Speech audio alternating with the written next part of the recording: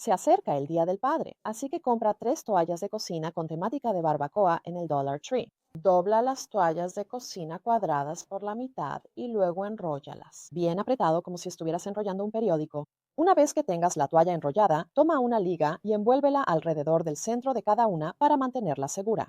Puedes hacer lo mismo con servilletas de tela. Solo asegúrate de que queden del mismo tamaño que los paños de cocina. Así los rollos serán similares. Toma una botella grande de jabón para platos. Una botella de 25 onzas de jabón para platos Palmala funciona mejor para este proyecto, pero cualquier botella de jabón para platos puede servir.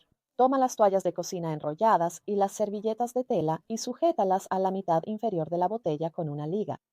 Sigue agregando esas toallas enrolladas alrededor de la botella, solo mételas en la liga. Una vez que tengas tu primera capa lista, es momento de expandirla, pero esta vez vas a agregar los calcetines de regalo enrollados. Una liga no va a caber alrededor de esta capa, así que usa un pedazo de cuerda de yute para mantenerlos en su lugar. Para la capa superior, usa los paños de barra enrollados. ¿Recuerdas esas toallas de cocina con temática de barbacoa? Toma una de las toallas y dóblala hacia adentro para que la palabra parrilla quede visible en el centro. Después, enrolla la toalla al frente del pastel y sujeta los extremos con imperdibles. Desliza tu pastel de toalla sobre una tabla de madera y pon varias herramientas para asar, como espátulas y pinzas, dentro del pastel. Ojalá esto te inspire a hacer un pastel de regalo para el Día del Padre con tema de barbacoa usando paños, calcetines y una botella de jabón para platos. Gracias por ver Home Talk. Hasta la próxima.